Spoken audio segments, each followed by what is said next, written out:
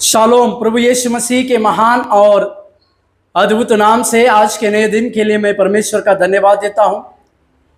वो शांति का परमेश्वर है और उसकी शांति हमारे जीवन में लगातार बड़े कार्य करने पाए, उसके अनुग्रह की बातें हमारे जीवन में प्रभु यीशु मसीह के द्वारा पूरी होने पाए।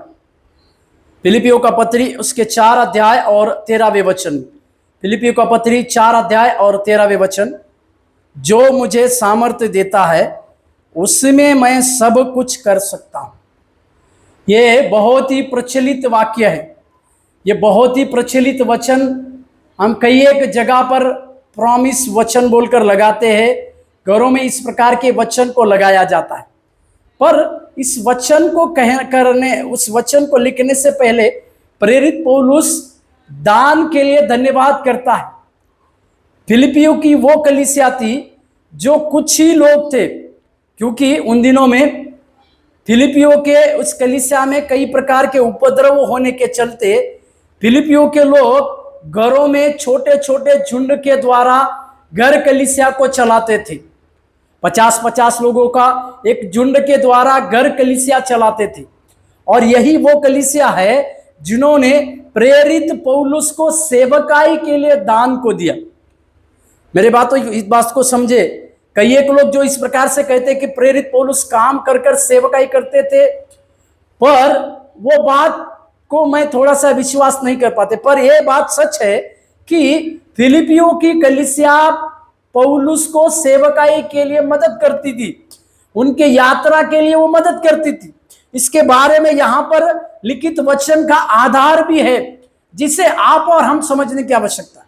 इसी के लिए फिलिपियों के उस दान के लिए प्रेरित पौलुस अपने मन से धन्यवाद देता है।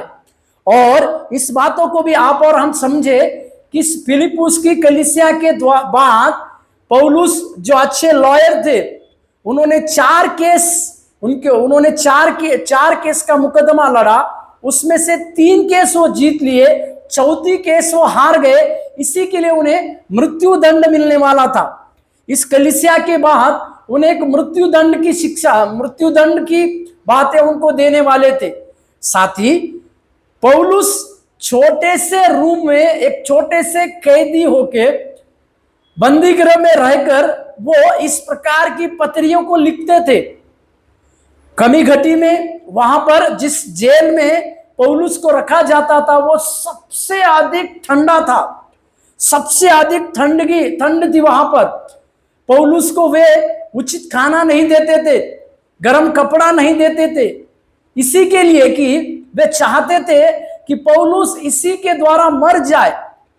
पर पौलुस को जब इस प्रकार की परमिशन मिला कि वो कुछ लिख सकते हैं, तो उन्होंने इस चिट्ठियों को लिखना शुरू किया।